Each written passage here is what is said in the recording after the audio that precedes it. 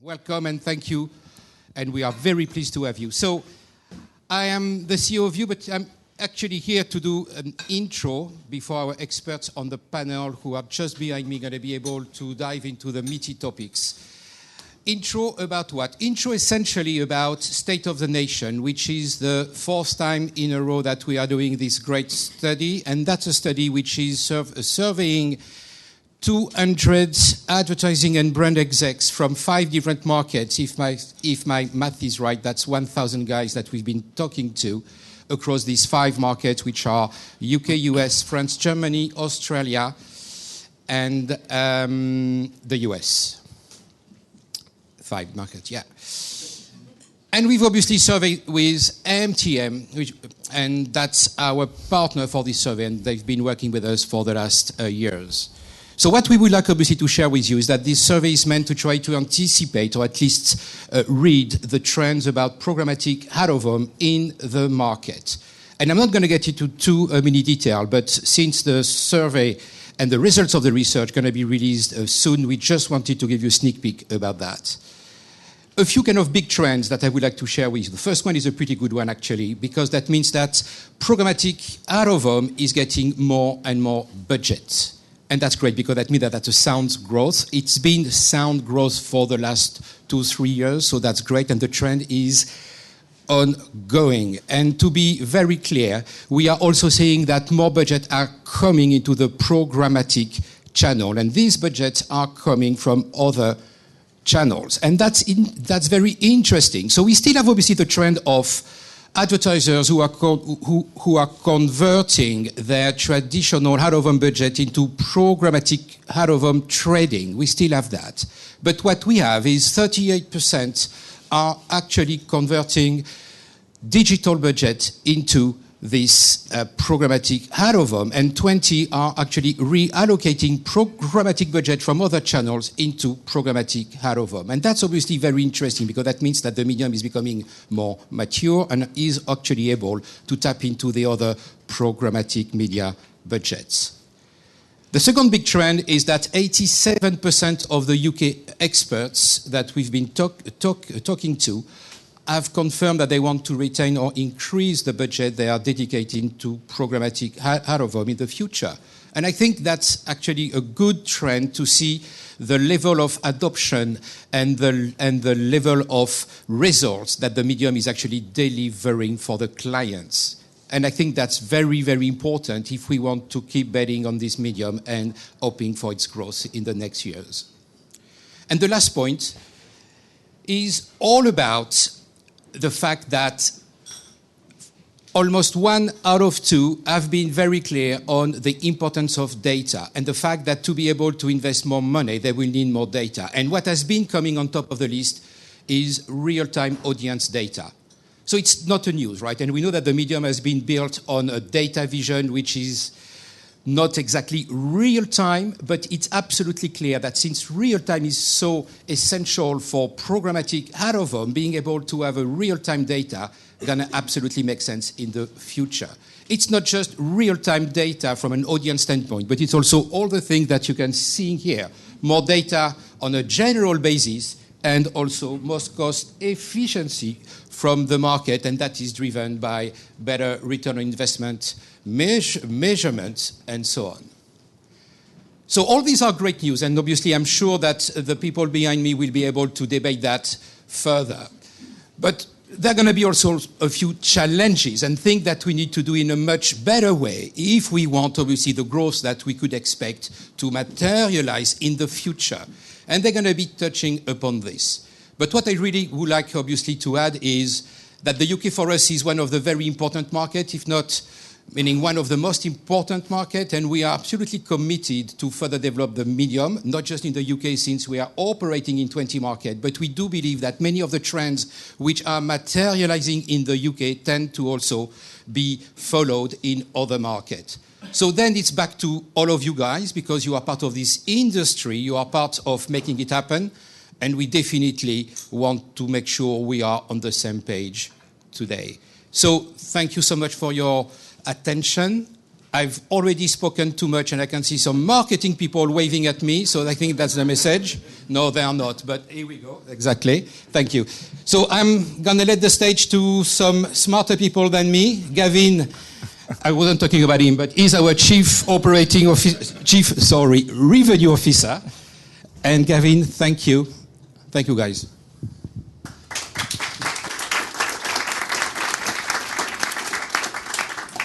Thank you, JC. Quick show of hands, who missed the front door this morning? Maybe it's just me, yeah, about 10 of us at least. I've been here before as well, which is embarrassing, but anyway, I still missed the front door. So great to see you all. Thanks for joining today. I know some of you joined last year's 2021 State of the Nation, so great to see some familiar faces. Obviously this year we're looking at 2022 research, data and analysis. As JC said, a sneak preview on some of the data points, but a great panel today to talk about those data points and some of the key themes that came out of that research. I'll let the panel introduce themselves in a minute. I'm Gavin, Chief Revenue Officer at VIOOH. I've been with the business about 3 years. I think, really excited that the industry still continues to grow and still has huge potential. Lots of great data, JC sort of touched on there. To me, the 87% stat is fantastic. That 87% of UK respondents to the report are going to invest the same or more into the channel going forward. Obviously, there's lots of things that need to happen and occur and continue to occur to make that a reality, but that really is very exciting. Very quick housekeeping. The venue have informed there's no fire alarm planned today. If there is one, please just head back to the main stairs that you came in, and obviously we'll head off outside. So, panel, maybe you could introduce yourself. We've intentionally sat in different areas to the pictures just to keep you on your toes. I think we'll be ourselves today, if that's okay. Are you sure I can't be you, Gavin? You can be me if you want to. Alice, I don't mind. So Alice, maybe if you could start and introduce yourself, please. Hi, I'm Alice Beecroft. I work at Yahoo. I'm the Senior Director for International Client Partnerships. If you don't know Yahoo, you've probably heard the name from a publisher perspective, but we are also a technology platform. We have an omni-channel DSP and an omni-channel SSP, and have been heavily involved in digital out-of-home for around 3 years now. So very, very excited to be on the panel and to be able to be talking about the evolution of this channel. Welcome, Alice. Thank you very much. Chris? So I'm Chris Camacho. I'm the CEO of Cheil UK. I've been with Cheil now for about 4 months. Probably most people in the room don't really know who we are. We're an experienced commerce company. We were born from Samsung, and we have pivoted into kind of experiences in retail. Prior to that, I was at Publicis and WPP for about 15 years, so I know the industry very, very well. Thank you, Chris.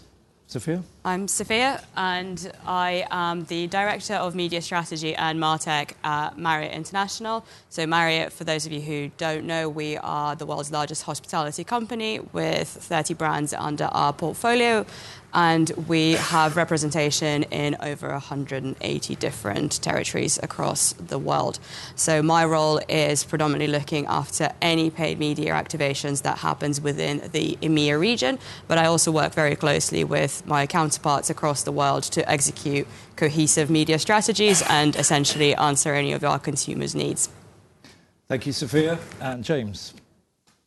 Morning, everybody. My name's James Trott. I've been in Programmatic for about 10 years now, maybe a little more. I've sort of exclusively been agency or trading desk side. I've done stints at Amnet and Dentsu and Havas and Afiperth. Done a bit of digital strategy as well along the way, but currently I work for Matterkind, which is the trading desk of the IPG group. I look after product and strategy.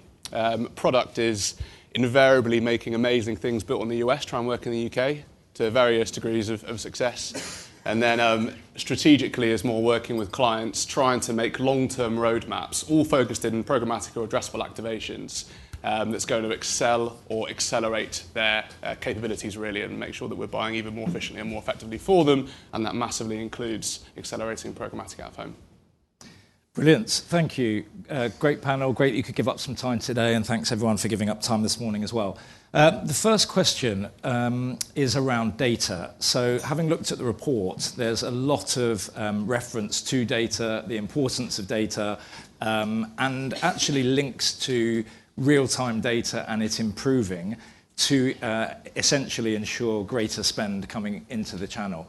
I guess the question to the panel, and I'll start with you, Alice, please, is when we talk about real-time data, how important is that to you and your business?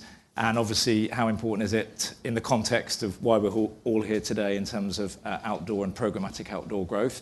And by all means, talk about anything operationally that you're doing or having to consider as a business to make sure real-time data is part of your business process, please.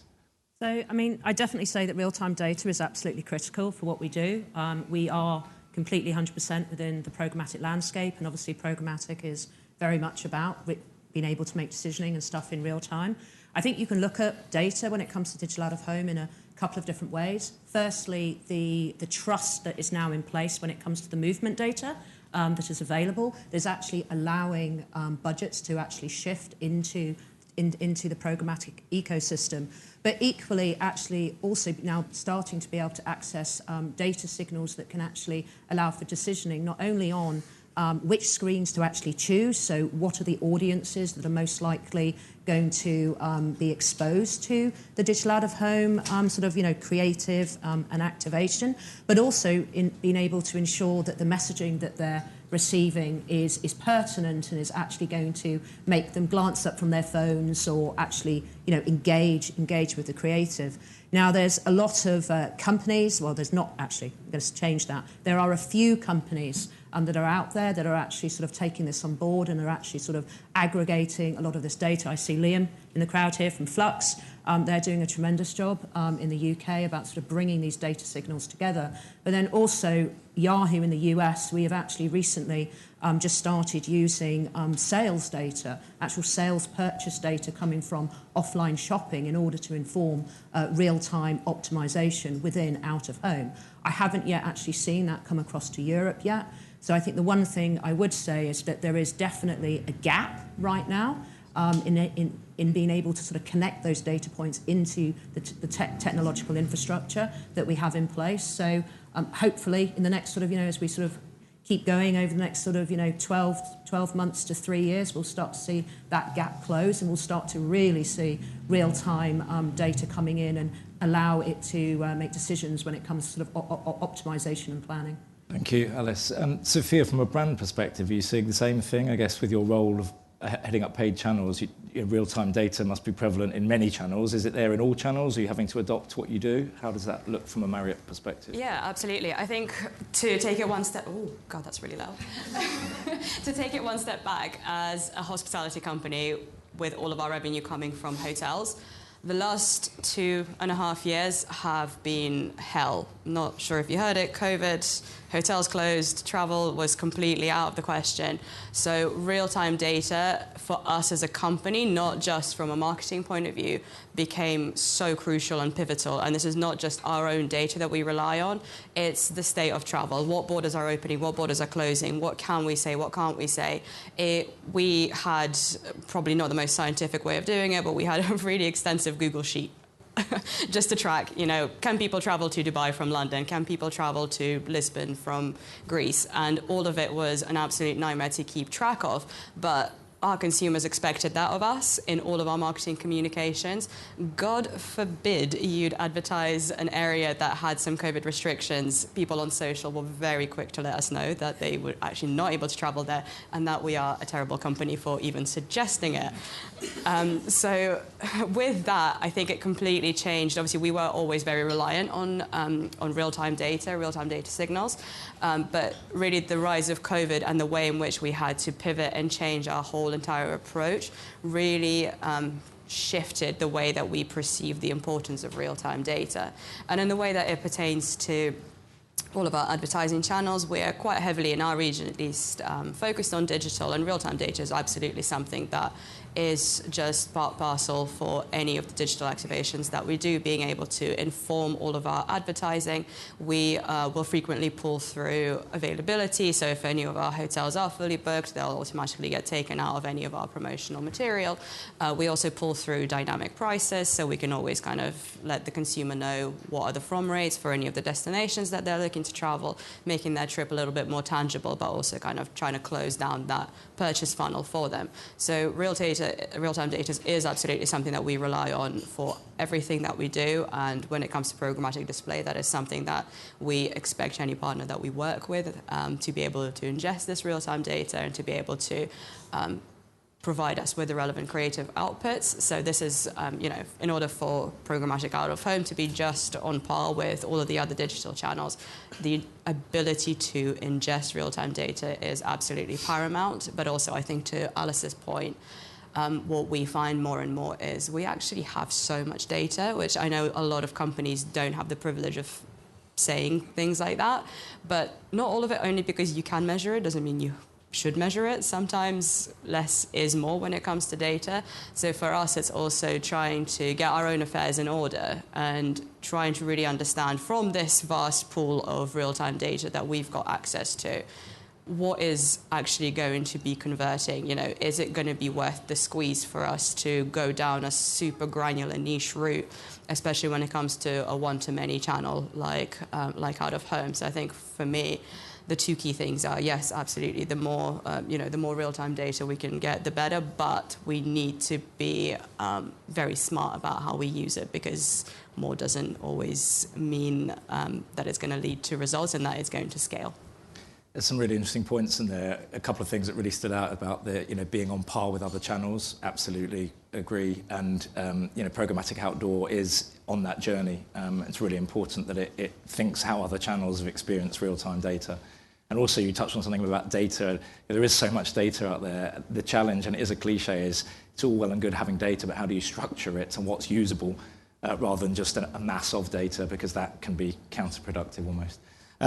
James, agencies are experts on real-time data, aren't they? So thoughts on the necessity in our industry? So. Certainly promote that. I mean, me and Alice are in sort of similar worlds, really. Also, Alice from the DSP, and we work with DSPs to activate media. So, and to be honest, listening to my fellow panelists, I'm surprised it's only at 48%. It's obviously massively sort of paramount, and so synonymous with what we do.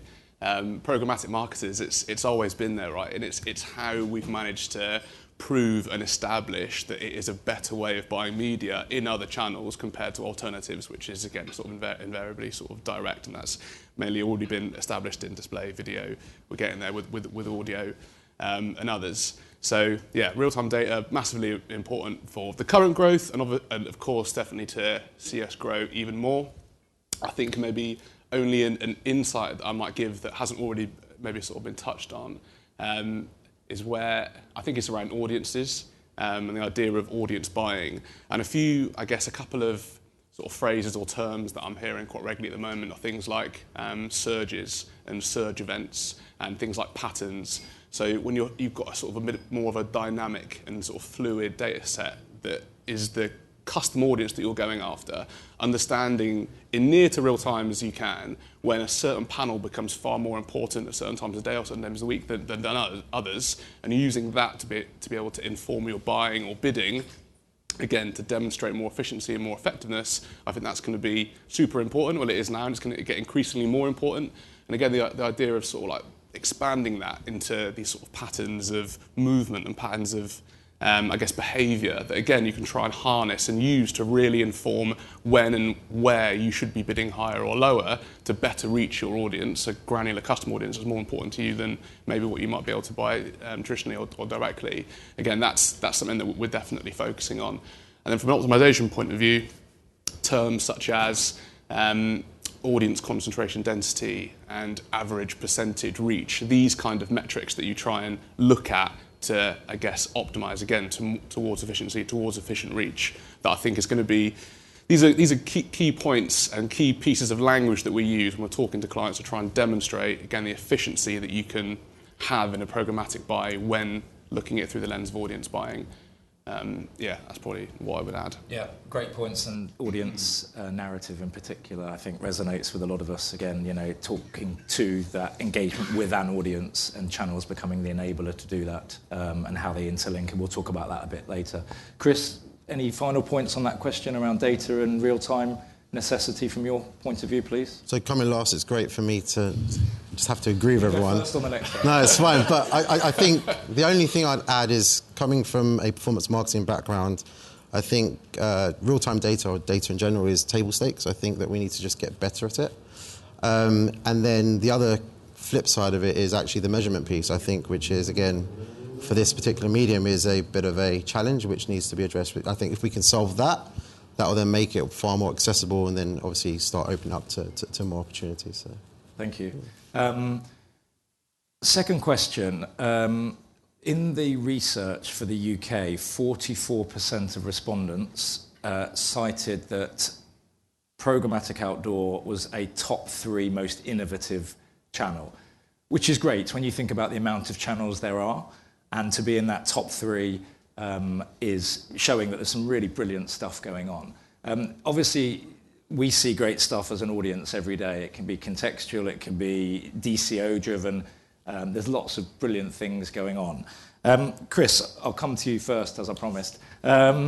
Any great examples of what you've seen where perhaps brands, yourself, partners are using something really innovative, creative, that's getting that real excitement or turning the head of buyers, would-be buyers, etc., and that you're really sort of showcasing to the market, please? Yeah, so I can talk about a conversation we're having at the moment with Gem around using VIOOH's kind of reach within airports. So we've just won a new client which will be using airports and having the ability to advertise within airports based on flight paths and actually customers coming into those airports for us is going to be a new thing, which again is quite innovative and something that we've not been able to do before because obviously that inventory has not been accessible to us programmatically. So we'll be starting to do that. So I think that's something that's quite innovative and quite new. So yeah, that's what I think would be good. So. I think the airport, again, audience behind the airport screens is fantastic, and there's more and more inventory becoming available. And now that global travel is obviously part and parcel of life again, it's a whole new area to explore, isn't it? Certainly. So thank you, James. Similar question or same question? Any true innovation you've seen or would call out as brilliant best practice from using, contextual or DCO or anything along those lines? I'm not surprised that it is high on the innovation agenda, just because of the medium. I think the sort of impact, the shareability, and mainly the collective relevance that people can experience when all seeing an out-of-home ad, which again does, for whatever reason, have resonates for whatever moment or you want to be associating it with. I can see why it's high on the innovation agenda. I can. And if I'm going to give you an example, I have to give the best campaign that we never launched. So this actually never went to market, but we were all so excited about it. And we're going to give it another go sort of next time. But it was for our client Aldi. They sponsored the Olympics, and we'd done quite a lot of work to get in place a real-time API feed that any time medal from Team GB was won, be that bronze, silver or gold, it would activate out of home in that person's hometown, congratulating them for winning the gold. Obviously that's amazing because it's a very good brand campaign as it is, but it also has real-time personal relevance to that person, to Team GB, and also to that sort of hometown. Massively excited about it, and it got sort of pulled last minute, but we'll try and do it again. But I think it still serves as a good example for the kind of innovation or sort of creativity you can bring to the channel using data and that kind of thing. I really hope you do, because I think, we'll give it a go. What happened was post boxes got painted gold. I think that was what happened when someone won a gold medal from memory in the Olympics. It wasn't quite as innovative as screens I don't think that was that. No, I don't think that was particularly. I don't think there's that much thought in that one. I don't think there's anyone in the room, but a few post boxes were painted gold. So hopefully you can get that going again. So that is a great showcase, though, of really trying to kind of capture the country and make it linked to something really relevant, really timely, and obviously programmatic. And great sort of idea. So shame it didn't happen, but hopefully it will again. Alice, with an omnichannel DSP hat on, you must see innovation all the time in other channels. But I'm interested in this channel. So what have you seen that's worth showcasing, please? I want to also add the word immersive in. So innovative and immersive. So we definitely see digital out of home as a mechanism to be able to drive immersive experiences to people whilst they're out and about. Unfortunately, I can't actually say the name of the brand, but we did a fantastic campaign in the UK over the summer, which took a combination of augmented reality that was delivered through mobile devices. And we used digital out of home in order to actually get people to engage and get people to activate. Obviously, there were other channels such as display and native that were sort of driving a great sort of brand awareness.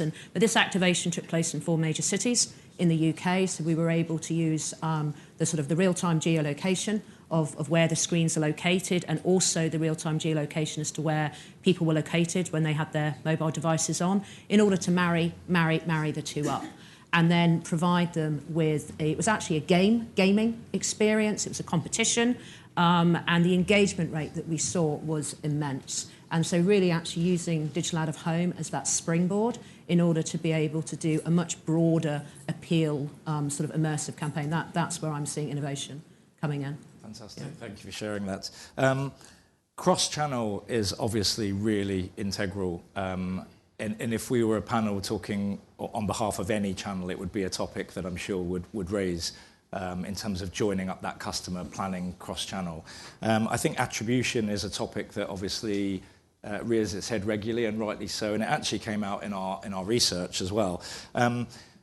A few statements sometimes get thrown around that the programmatic outdoor channel is quite difficult to measure alongside other channels, and then subsequent attribution is quite difficult to apportion. I guess the twofold question, and Alice, I'll come to you first, please. Is that a fair statement? And secondly, should we be doing more about that as an industry, or can we do more about that as an industry?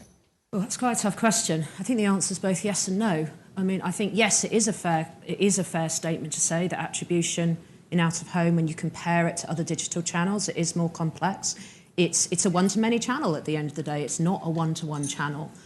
You don't have the ability to be able to capture every single person that was exposed. There is limited real-time engagement. It's like you can't really go up to a screen and press it or click it or anything like that. But there is sort of technology. There's a resurgence of QR codes that are coming back out that allow you to sort of connect people into an engaging environment. And arguably, if they're actually bothering to take their phone and take a picture and then engage, they're definitely going to be having a greater brand awareness and a greater, potentially later on down the funnel, sort of brand connectivity, because it's a more of a tangible engagement. But I'd also say, though, that there has been a lot of change over the last couple of years. Movement data is available. There is the ability to be able to connect exposure to out-of-home into other channels where you can actually do that measurement of attribution.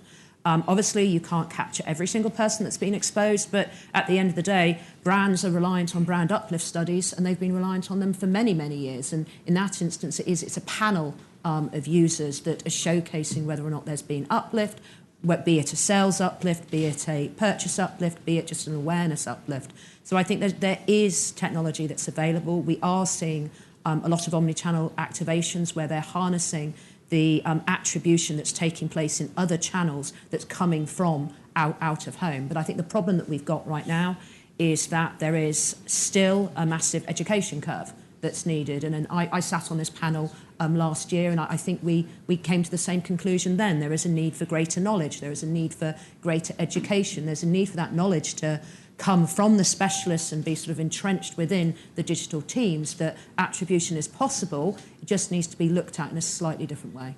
Yeah, agreed, 100%. James, maybe from an agency perspective, I guess brands, of course, are always asking about measurement and attribution, and that must still be a challenge in this industry, that you're having to continually justify, as you would with any other channel. Is that the case? Is it a fair statement? And, you know, is there more we should be doing as an industry, perhaps? Yeah, it is eminently difficult. I guess as soon as you think attribution, you think, right, we've had some sort of conversion event, right, an outcome has occurred. We have mobilised various different channels that somebody has probably been exposed to, and the process of assigning credit and weight to exactly which touch point has influenced this conversion in what manner is unbelievably hard.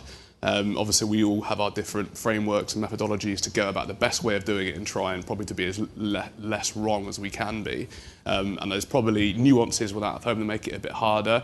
Probably the biggest one is that it isn't actually a consumer-owned like device, like a lot of other programmatic devices are, like personal ones, like desktop sort of tablet, mobile, even a CTV is a household device, so it's a little bit sort of easier.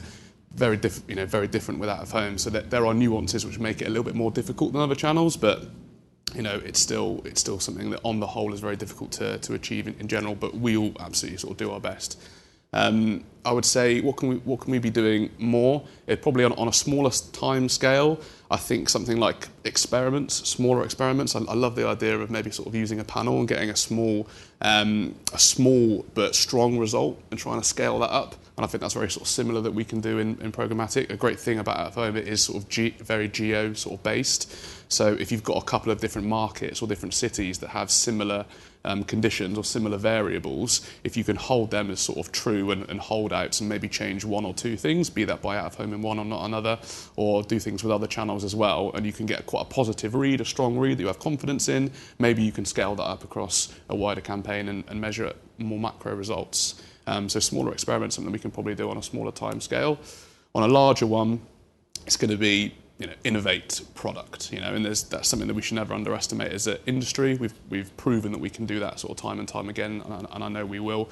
We are trying to do it at Matterkind, and it kind of is trying to marry the real-time data that we get out of different channels, including impressions and plays served on out-of-home inventory, marry that with slow-moving data, which is MMM, sort of MTA, media mix modelling, and trying to have a uniform optimization score that we can then credit each touch point with to try and inform budget allocation for the whole campaign. Something that we're, again, pretty excited about. Haven't quite cracked it yet. It's a big undertaking, and it's not something that you can do over a short period of time, but it's those sort of, I guess, big investments which come with a bit of risk, right? Because you don't know it's going to work, but you know what you want to do and how to get there. Those kind of bigger product innovations, I think, hopefully will improve in the long term. Yeah, I think the science behind that is really paramount. Almost the science behind and the logic behind. And then I love the panel kind of idea, and many other channels have gone through that journey as well. That sort of control group methodology almost, and trying to identify uplift. Sophia, obviously, from a brand perspective, you have to justify every pound you're spending in some capacity. So how do you sort of perceive the whole notion of attribution and ultimately the outdoor market's necessity to be on the same page, perhaps, as other channels? Yeah, absolutely. I think the word attribution, the acronyms MTA and MMM give me a twitch. This is what keeps me up at night, because obviously this is just the hottest topic right now. And for my senior stakeholders, the way that it works, they see digital channels, traditional digital channels like display and social, as I put $1 in and I know exactly how many dollars I get back, if we're lucky. But so to them, kind of, it is, I think, like Alice said as well, it's an education thing. And for me to be able to sit there in meetings and say, well, actually, it's not quite as clean cut as I think you think, and I think as what the notion is around attribution. Because you take Facebook, for example, or Meta, they're a walled garden. So they take credit for the bookings that Google have driven. Google take credits for the bookings that Meta have driven. And no one talks to each other. And actually, that $1 that you put in, everyone will put their hand up and say that they got it, especially if you're running with something like a last touch attribution model. So in reality, there's already such a great level of fragmentation that we already don't see so much of the real picture. That, coupled with the iOS 14 changes that have come about recently for any of the Metas of the world and any of the in-app tracking, with the imminent cookie deprecation conversation that I know everyone in this room has probably been having with their clients to death now, we're all very, very in tune with the fact that everything is changing and the world is changing. So I think whilst attribution, like everyone in the panel said, is so incredibly important, it's so incredibly important for every channel to be able to feed into it in order to really cement their place on any media plan. It's also now, I feel like, and this is my own personal opinion, it's a really great and exciting opportunity right now, because everyone is in a bit of a state of flux, and everyone's in a little bit of a disarray, and we're trying to make things work again. Whereas before, we could totally get away with last touch attribution and tracking everything for DCM, and it was all rosy. Now the reality is that it's no longer accurate enough, and we're actually having these conversations with our agency, with our internal analytics teams, about modeling, about what's going to be best. So I think everyone slowly, at least, from my experience, client side, we're getting a lot more comfortable with the notion of modeled conversions, whereas before that was kind of unheard of. But I mean, before the dawn of digital, it was print advertising was the key, and everyone was fine with advertising in print and not having any tangible results. In fact, when I first started working for Marriott back agency side, we ran a display banner as a print ad that actually had a CTA that said "click here," and that was kind of like the cross of channels, and everyone was fine with that, and everyone was happy. And then we got very spoiled by this notion of being able to track absolutely everything about a user. Then GDPR came, and that obviously laying waste to a lot of the metrics and the statistics that we had access to before. And now, again, things are changing. But I think they are changing for the better, because it's now the opportunity for us to be able to thread all of these channels much, much better. How we do that, I think I'll hold my hands up, and I think these guys are much better at, coming up with these solutions. And I think what James said was incredibly insightful in terms of the way that we can, the tracking is changing and the clever things that we can do to expedite this. At the moment, Marriott, we still rely on panels, we still rely on brand lift studies, but of course those come with a lot of difficulties because they are so expensive. They're very cost prohibitive. You end up spending a whole bunch of your budget just on knowing whether the rest of your budget worked. And if it didn't, there's no going back, because you'd already run the campaign and the study comes back and we're like, oh, you shouldn't have done that. But it's too late. And another thing that we are starting to look at more and more, especially when we run, out of home or TV, we start looking at our share of search. So we're really trying to see how we can use other channels, digital channels, to be able to inform us more or less. Has there been an uplift in these certain areas where we have invested heavily in out of home? Has there been, any differences in our search volumes where we've invested in TV? It might be quite a simplistic metric, and it definitely is not definitive. I wouldn't ever be comfortable in standing in front of my senior leadership and saying, yep, it definitely works because we got this uplift. But I do think it is a good indication at the end of the day. And these are the conversations that keep us moving forward and that allow us to keep the conversation going and really start to prove out the results of the holistic multi-touch attribution, because we all know that it's well proven that multi-touch point does work as a media mix. But I think we still have a little bit of a way to go until we have solved for all of the problems, and until we make kind of my senior management completely okay with just investing our entire budget in above-the-line media. I think you touched briefly there on other channels and cookieless world. I think, other channels challenge becomes other channels opportunity, and it'd be interesting how the next few years play out, and then the subsequent attribution and measurement linked to all of the above. But really good points. Please, if you do have questions for the panel, there is a Slido. The code is at the top right. Just log on to slido.com. You can see it's 201-5856. Please do post questions. We'll try and make some time at the end for Q&A. So if there is anything on your mind for any of the panel, please just put your questions onto Slido. Really interesting stat from the research for the UK was that the majority of respondents still feel that programmatic outdoor is lower funnel rather than upper funnel, albeit there is still a mix of responses here. I always find it an interesting question because it is a one-to-many, so therefore more of a broadcast medium, and therefore one would presume it's perhaps upper funnel engagement. I guess it's a twofold question, and I'll come to Sofia first, please. Do you think...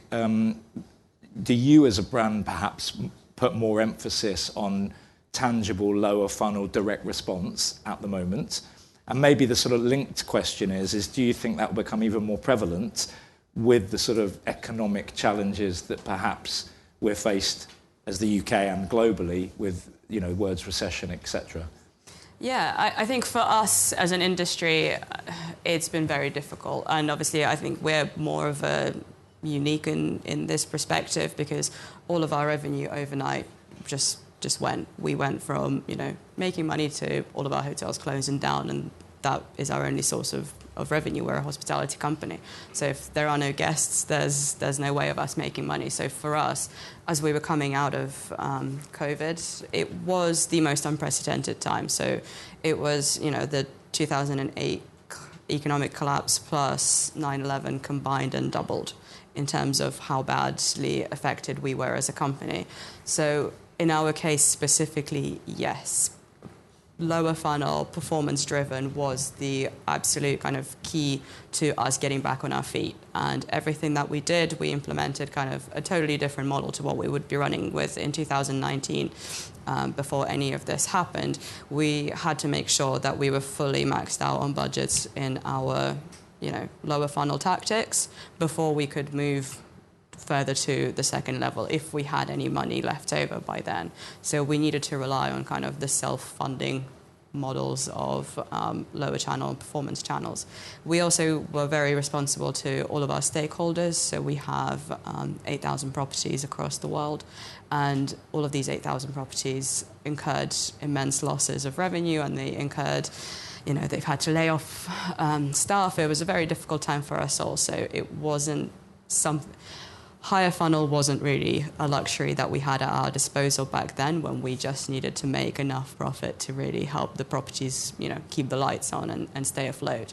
I think it was definitely the right approach for us to go, and now I'm really, really glad to see our economy recover. There's the word, the phrase that's been bound about, which is revenge travel, and it really did come to the forefront this year. We kind of have seen unprecedented results.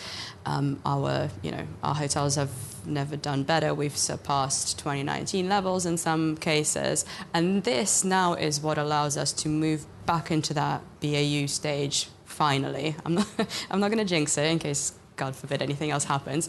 But we are now returning back to the upper funnel, but performance still remains the absolute underpinning to everything that we do. And unless we are maxed out on our performance DR-led campaigns and channels like search, we won't be moving any further up in the marketing funnel. Thank you. Tough times, but great to hear that it's bounced back. And revenge travel, that's a great term. So, Chris, similar question. So brands putting too much emphasis, lower funnel. Is there still an upper funnel need, and this channel helping on that journey? What are your thoughts, please? Yeah, so as a performance marketeer, I've lived a life in the lower funnel, right? I don't think, and I think we'll all agree, that this channel specifically will never get to that lower funnel area. I think there are tactics that we can do to improve connectivity and measurement, but I never think it will be a lower funnel channel. What it does do, it has to be part of a more holistic comms and planning strategy, and that, I think, is the key element. It's talk about what everyone spoke about today, which is trying to connect channels more effectively. That's where this will play, and it's all part of a connected strategy. If you do it in isolation, then it's very difficult to then measure success. I think you need to bring it all together as one. Yeah, agreed. Alice? Do you think we preclude ourselves from properly establishing if it can be a lower funnel channel or not because of the measurement frameworks we have in place and that we've all been using for a long time? Yeah, as a true performance marketer, I think about search and I think about programmatic, but display, right? Because you can measure it down to the nth degree. I think that those channels have been a victim of that measurement because I think they don't get to play in the upper funnel because we're squeezing them so tightly for that bottom funnel element. So potentially, but I think every channel now has their role, and to step out of it in a climate where we're obviously marketing budgets are getting squeezed, we've got the economic kind of issues that we're facing today. It's very difficult for brands and agencies to step beyond that to then challenge the status quo, right? So I think at the moment it'll be a brave brand to go and try and do it. I'm not necessarily sure I'd want to advise that right now. Maybe in the future, who knows? But yeah. But surely it can be considered a lower funnel channel when it's combined with other channels. It's kind of like it's a lower funnel influencer channel when it's combined. I mean, I can't imagine digital out of home ever being considered lower funnel when it runs in silo, when it runs by itself. I don't think, to a lot of points that have been made, that there is enough attribution out there, there is enough data coming in, able to be confidently say that it's actually driven, to your point, sort of, down and dirty DR performance.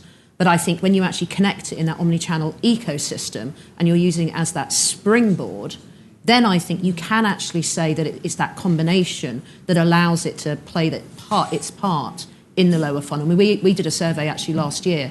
Unfortunately, it wasn't the US, it wasn't in the UK, where we canvassed all of our clients that were activating with us with digital out of home. And interestingly, we actually asked them the question, do you consider it both higher funnel and lower funnel? 91% of respondents came back and said yes. And actually, if you add your figures together here, 41 and 42%, you're actually sort of eking towards that sort of, well, I can't do maths here, mid 80%. So I think it's definitely got a place in lower funnel. I just don't think it can be siloed. It can't be siloed. So I agree. I think chuck a QR code in it, you can then start to measure the impact or whatever the action is post. Yeah.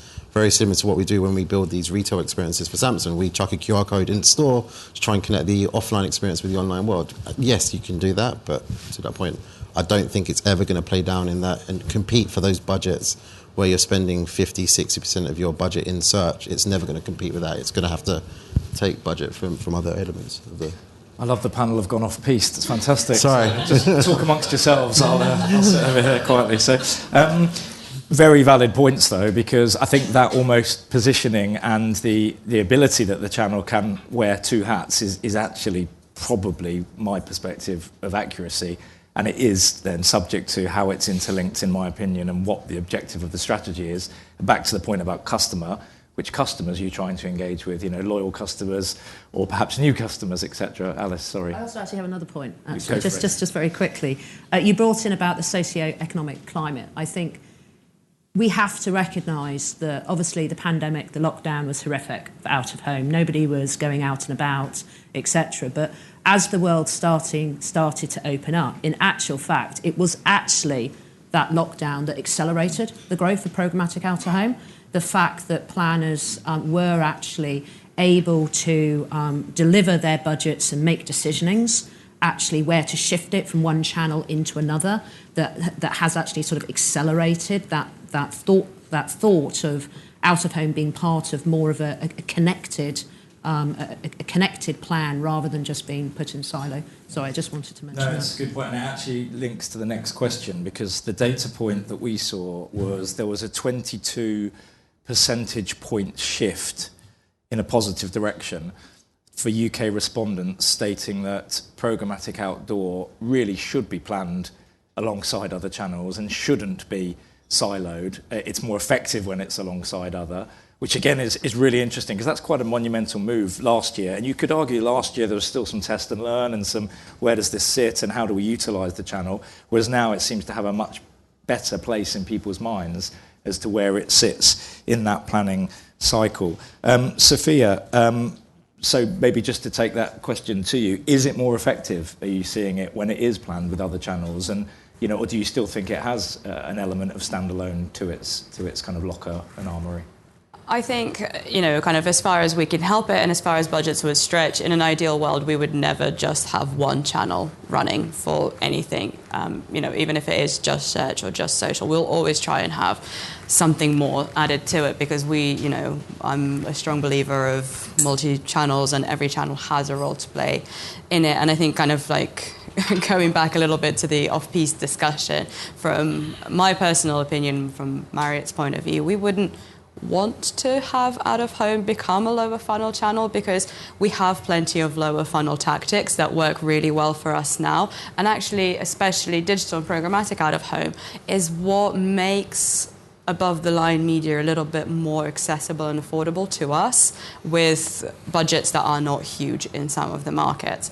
But what does change in terms of where we put out of home on the plans versus where we don't is, it still comes down to geolocations. So as I look after the whole of EMEA, the Middle East region, is incredibly heavy into the out-of-home space. There is infinitely more important than it is in some of our other more fragmented markets, because everyone's still, especially markets like Dubai, everyone's traveling by car. There is quite a lot of movement every single morning. You get in, you get out. The levels of audiences that we're able to accustom there with out-of-home are very different to the audiences that we're able to get in some of our other, African markets, for example. So that needs to be an overlay and a constant you need to consider that as part of, how much to invest and how important the channel is. But I think, going back to that point, we wouldn't plan out-of-home on its own, but just like that goes to every single channel, we wouldn't kind of plan a channel on its own. But I think out of home definitely, digital out of home is definitely the first next thing that we would go to once we have maxed out on all of the available digital channels. So I've somewhat changed my mind on this. I was very much in the camp of it needs to be planned holistically. But then I sat there and thought about it, and actually we have the luxury of working for brands that have large spends, and they are able to test and do lots of different things with multiple channels. But one of the good things about this shifting to programmatic, actually it starts to give the everyday advertiser, the smaller businesses, the opportunity to test the medium. So actually in that scenario, maybe you might go and test it in isolation to see what impact, because you're going to do a geo-targeted campaign. So I think it all depends on what that brand's ambition is, or what that business's ambition is, where they sit in terms of scale of budget, and also kind of what their objectives are. So I've kind of changed my mind a little bit, but in the last 20 minutes, or? In the last 2 minutes. We'll come back to it at the end. It might change again. Yeah. Alice, if I'm a Yahoo sales representative and I'm in market and I'm talking to brilliant clients and agency set, am I pitching omnichannel, or am I pitching solitary channel? I'm going to put my Yahoo hat on, and then I'm going to put my Alice hat on, if that's okay. I'll start with Yahoo. Look, we're an omnichannel DSP. We're an omnichannel business. We believe that connectivity is key to brand success, key to actually driving ROI, and key to driving all the uplifts that they're trying to achieve. I mean, we use technology to produce results, and so yes, definitely, I think that digital out of home should be planned as part of an omnichannel piece, whether it's a launch pad for other channels, whether or not it's a mechanism in order to be able to do sort of sequential messaging. I mean, it totally depends what the brand is trying to achieve. But if I put my Alice hat on, has anyone seen the 3D digital out-of-home screen in APAC with like the panther or tiger coming out? Damn scary. Scared my kid when I showed her the video. I don't see how you could do anything but plan that in isolation. So I do think there is a place for what like Chris is doing, and like the real sort of immersive experience where digital out of home has to be planned separately, because it is that huge impactful experience that they're wanting to create. But I think that's like the icing. That's the icing on the top, isn't it? That is the 10% probably of the activations that are taking place. For the remainder of the activations, yes, I fundamentally think it should be done omni-channel. Sorry, Chris, I disagree. It's a panel. We're allowed to disagree. Disagreement is good for panel purposes. Yeah. Oh, you're going to change your mind again? Sure. James, anything to add on? I love that point you made about small pockets of testing, individual channels. Out of home, I think that's great. I'll try and keep it brief, because we've all commented. Also very much omni-channel, right? We're a trading desk, but I also believe that you can definitely plan it in isolation, and you can absolutely deliver great results.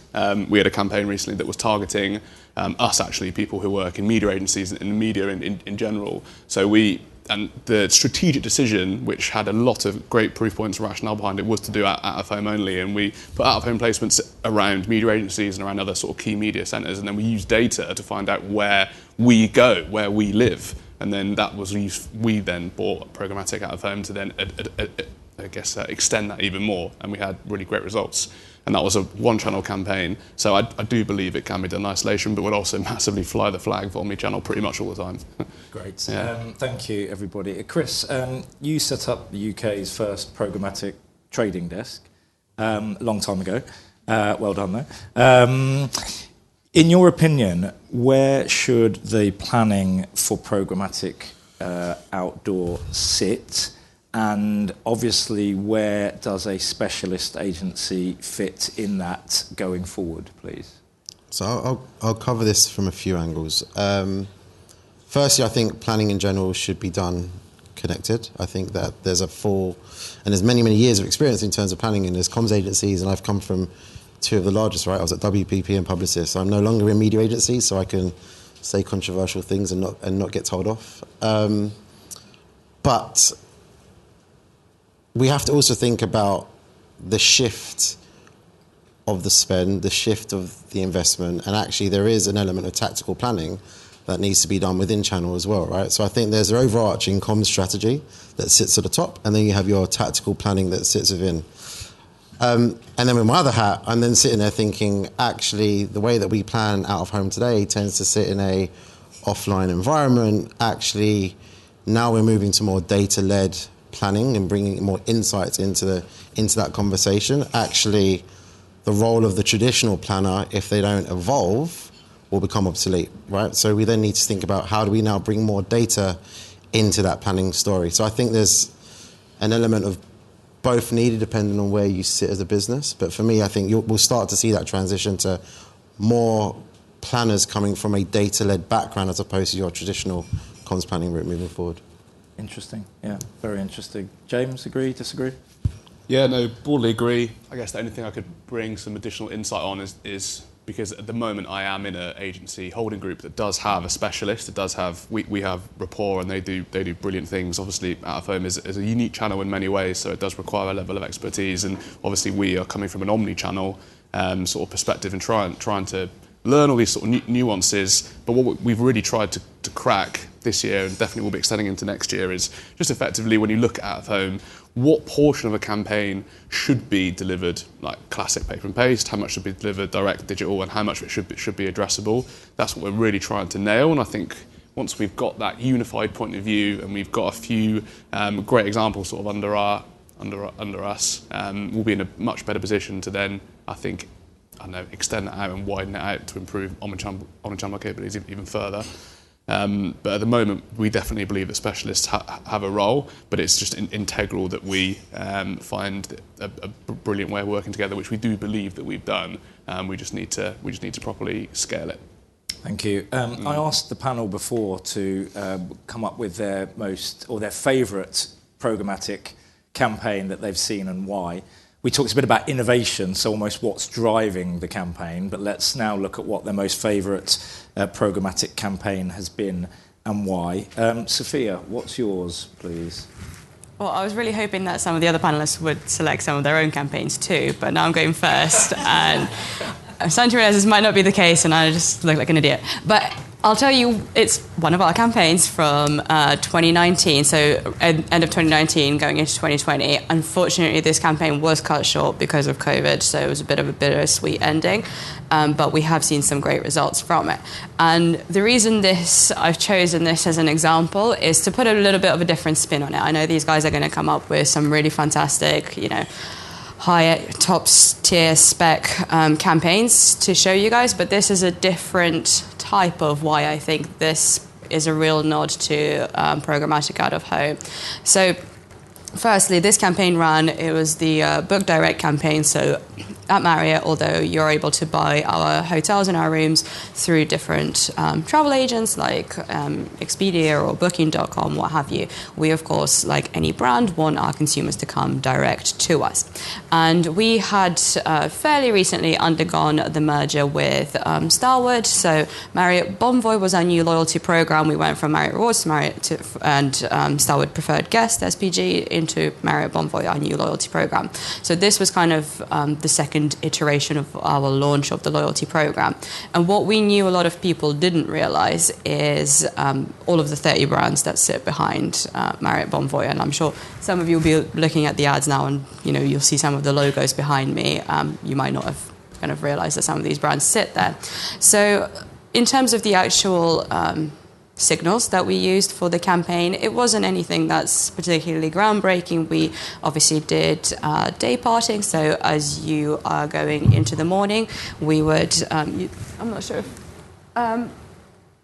so the morning campaigns would feature all of our kind of beautiful rooms as they like with breakfast on the beds, amazing views, sunrises, and it was meant to kind of inspire the audiences to wake up in a different place. And then the evening side of it was kind of like cocktail downers.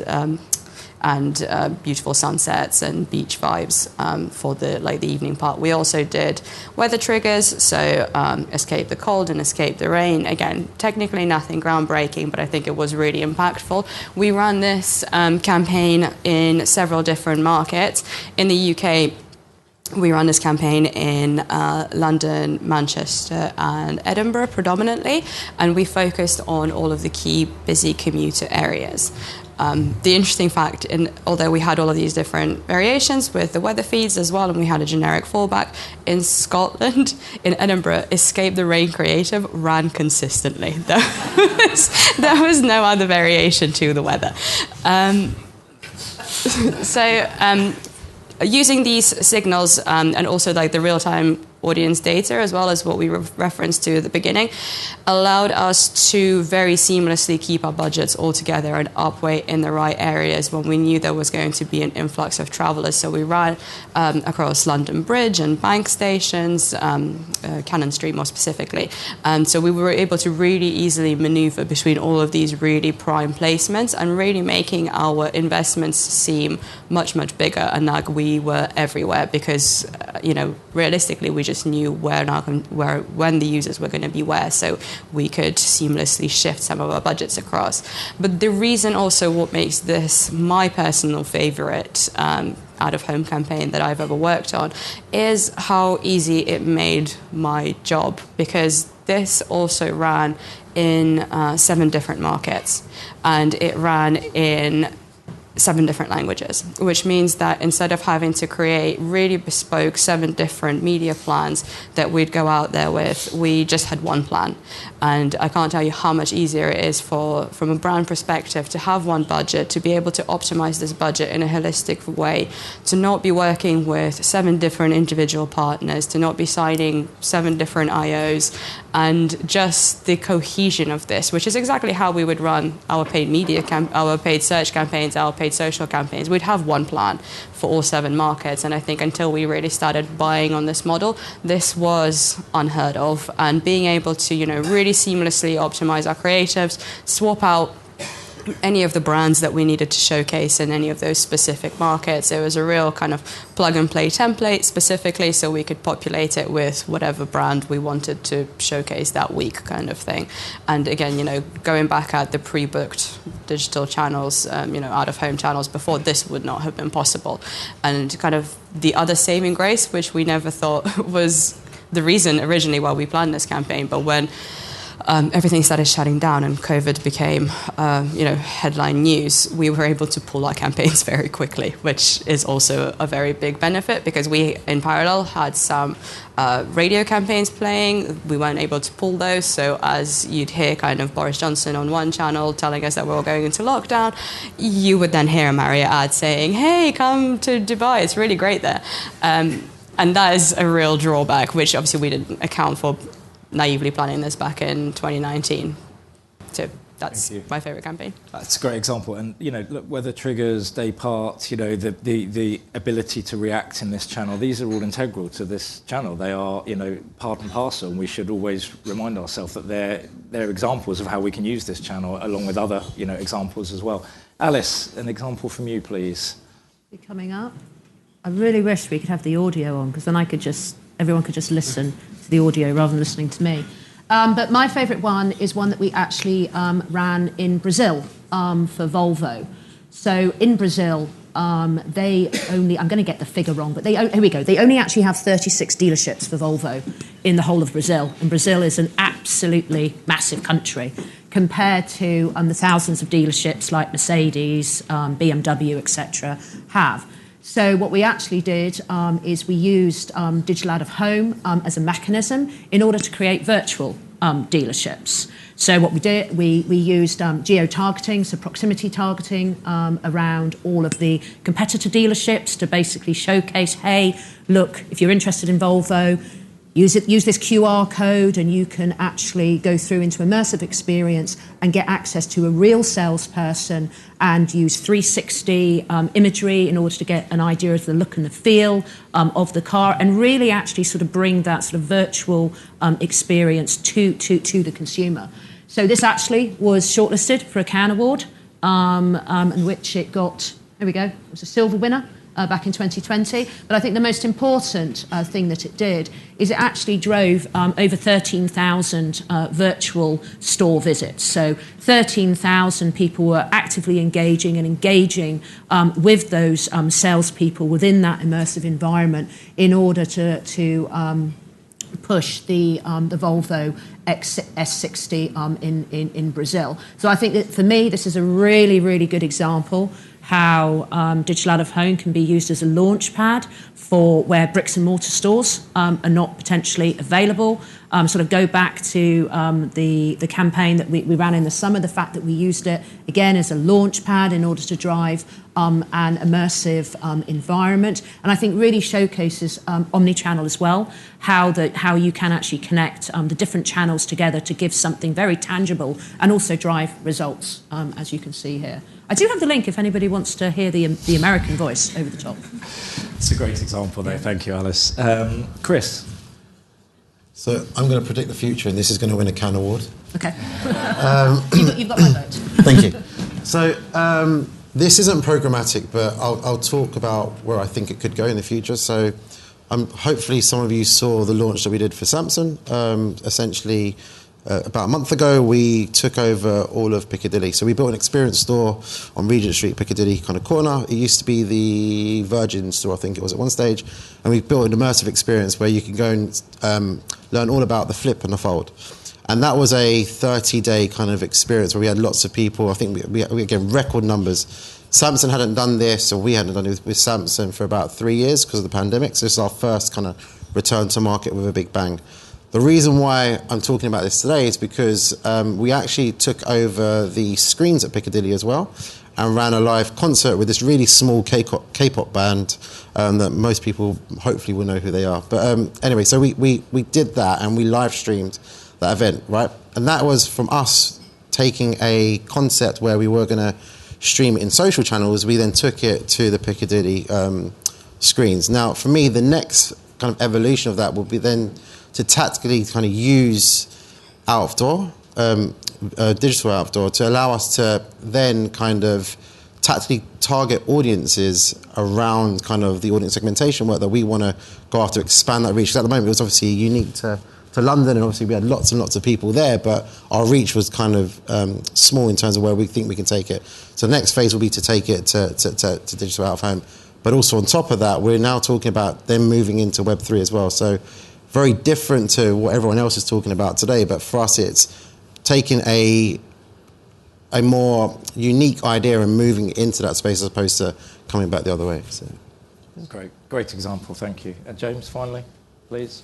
I couldn't get hold of the actual creative because of my former agency, but this is my favourite campaign. It was to launch Gordon's Ready to Drink, basically, and the key insight that we had when planning this is that it's consumed at and about. If you're at a bar, you drink by the glass, and if you're at home, you've typically got a bottle. So if you've got Ready to Drink, it's typically consumed sort of out and about. We didn't have much budget to launch this, so it was how can we be effective but efficient with the budget we had at the same time. So we decided to go after commuters on the return from work journey. Wednesday, Thursday, Friday. And the media involved was programmatic out of home, outside of stations, and it was mobile display. And if any of you remember Weave getting a text, it was that as well when you were in the station. Now, the key thing that I think elevated this whole campaign was that we used a trigger. I've already given examples about how I really sort of love triggers and that they can really elevate relevancy. And we used National Rail API. So whenever there was a train station that was experiencing a high degree of delays, that triggered media. So people going into the station would have seen first touch point out of home saying, if there's a delay, why not grab a Gordon's ready to drink? Then people in the station, you could also have experienced possibly mobile display, but definitely anyone 18 plus, well, there was all 18 plus on mobile display, would have got a text saying, if you're delayed, why not use this time to get a Gordon's grab and go with a sort of deal code? Yeah, so 3 touch points, programmatically delivered, data informed.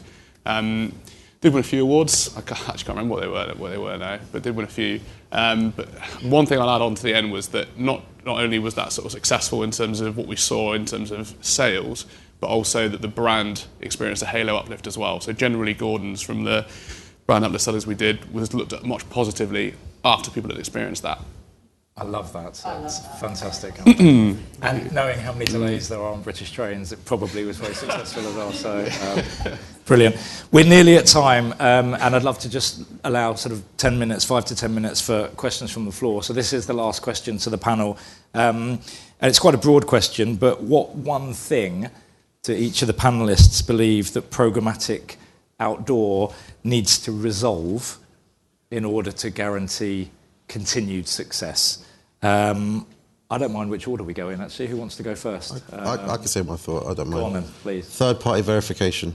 I think that at the moment the channel marks its own homework. I think in order to move forward, it needs to be regulated like every other channel and have third-party verification. I think that's what will stop its growth if it doesn't happen. So, yeah. Thank you, Chris. Alice? I have more than one, but I'm only allowed to give one. And I've actually changed my mind on what I was going to say. I'm going to go off I know I'm going to go off something that James said earlier. I think we need more proof points. We need more proof points from an omnichannel perspective that it can drive, or it does drive uplift, that it has a place as part of that omnichannel positioning. So, and I think that those proof points need to come from joined up case studies, from supply to media agency to brand to to technology providers, and I think we need to all work together in order to actually drive this channel upwards. Agreed. I won't say the other ones. Continuation of what we're trying to all do, though, isn't it? Yeah. And more and more of it. So I agree. No isolation. Kind of let's all work together as an industry. I completely agree with that.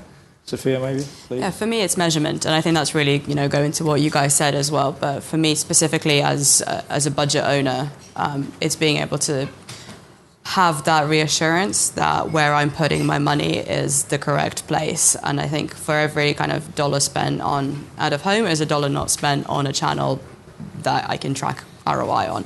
And definitely not saying that that's the attitude that we have, but if there is more measurement, if like you said, if there are more case studies, if there is more third-party verification, then that makes my job as a brand as a brand advertiser who's then responsible to all of the individual stakeholders much easier, because I believe in the power of out of home profusely, otherwise wouldn't be on this panel, but it's it does help to have that conversation internally and I'm sure that any other brand advertiser will agree with me.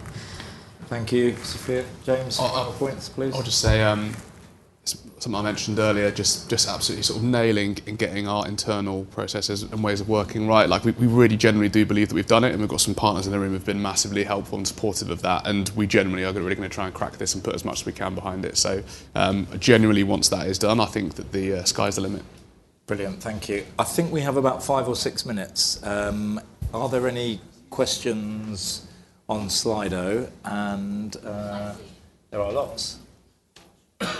Do we want the people in the room to ask them, or shall I just ask them? I'll just ask them. Let's start at the top. Surely digital out-of-home's place within the funnel depends upon the advertiser and geo, e.g. quick fit running alongside road frames in proximity to store equals lower funnel. Does anybody want to give an opinion on that? Again, linked to the funnel thoughts earlier. Yeah, I don't mind. I agree. I think that's a really good example. And also I think that I'm pretty sure that supermarkets, for example, and retailers have been doing this for a long time, like actually sort of proving the efficacy of activating out of home in proximity to store, for example, and what relationship that has with sales. We have been improving that, establishing that for a while. So as I said, we're only sort of precluded by the measurement framework that we have in place, and that's a great example of how it could be lower funnel. And I think in your survey it was quite even lower and upper. So yeah, it absolutely does depend on the brand, geo, product, consumer experience, consumer journey, 100%, and that's possibly why we saw a balanced response in your survey. Okay, thank you. Alice? I think it comes to the... I'm going to slightly change my view on this a little bit, not meaning to sound... anyway. I think it totally depends on the definition of lower funnel. So when I think about lower funnel, I think about it being a sort of a... You can tie something back to a direct action that somebody has done. And I think the difficulty with out-of-home is that there is a lack of those direct actions. So in that particular example there, okay, fine, it's running along roadside frames and it's close to the store, but how do you know they weren't going to the store in the first place anyway? That it's coincidence that they happen to be going in that direction. So I think that's where probably I would say it influences the lower funnel rather than should be a direct channel that is lower funnel. Yeah, that's agree. You agree? I okay, agree. awesome. We agree on that.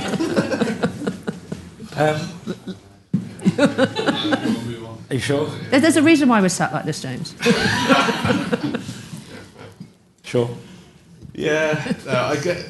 Yeah, no, we'll go into. Okay, all right. Maybe later. Well. Dom, thank you for not being anonymous.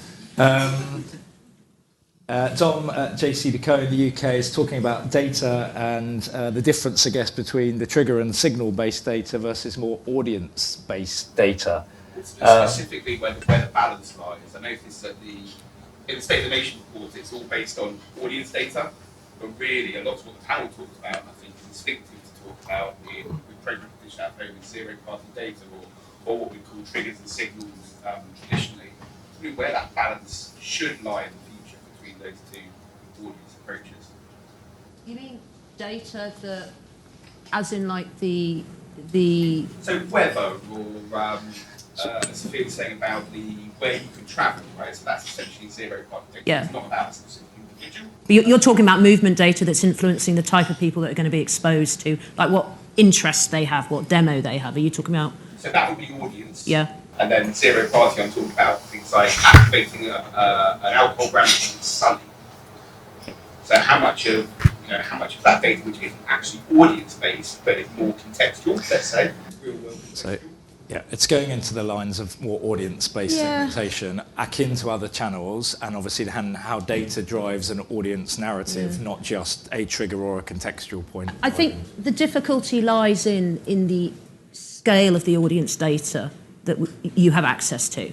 And also, if you think about some screens where they're actually located, there's a very good chance that they pretty much fit into every single different audience category that's there. So it's about the scale of the data that you have and also the depth of the data that you have. So I would love to see more audience data be available and out of home, but as Sofia talked about, iOS 14.5, we've had Google make the announcement about their ID as well.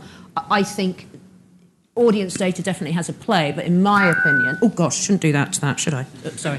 In my opinion, I think we're probably in a sort of a 80-20 situation where it's 80% the trigger-based data and 20% audience. And I don't know if I see that shifting, just in the way that the world's going. I mean, I'd love to hear other people's opinions, though. No, I think I completely agree with you. And given that the data signals are a little bit weaker, but it is a one-to-many approach as well. So I don't know, outside of kind of the geolocation data, how much of a skew the audience data will have on these out-of-home placements, especially given, if you're going after heavy footfall commuters, you can widely guess who they are, but we really try to not go after your standard demographic data because we think that can be a little bit preclusive. And especially, again, talking with, from a Marriott's point of view, we have budget hotels like Courtyard, and we have really exclusive hotels like the Ritz-Carlton, and that's all kinds of data, that's all kinds of demographic, but at the end we're trying to promote the portfolio, so everyone is relevant in it. But I think definitely if we could have some more audience segmentation outside of just the standard demo metrics, then that would be an interesting thing to experiment with, to see what the upticks are there. But it can't come at the cost of scale, because scale is what is synonymous with out of home and why advertisers go there in the first place. There is some interesting stuff that's happening though. If you think about where screens are popping up. Now that previously screens always used to be, like the big screens, and now you're starting to see these smaller screens actually be placed in a lot more sort of contextually, location-relevant places. So I was at Mexico a few weeks ago, did not come back with COVID, which was good, which was a very positive thing, and met with a company there that's working with BP, and in the Netherlands, they're taking the slot that's actually in front of the fuel pump, and when you actually, and the content only triggers when you physically remove the fuel pump and you put it into your car, and the gauge starts to tick over. And at that point, what it does is read your number plate.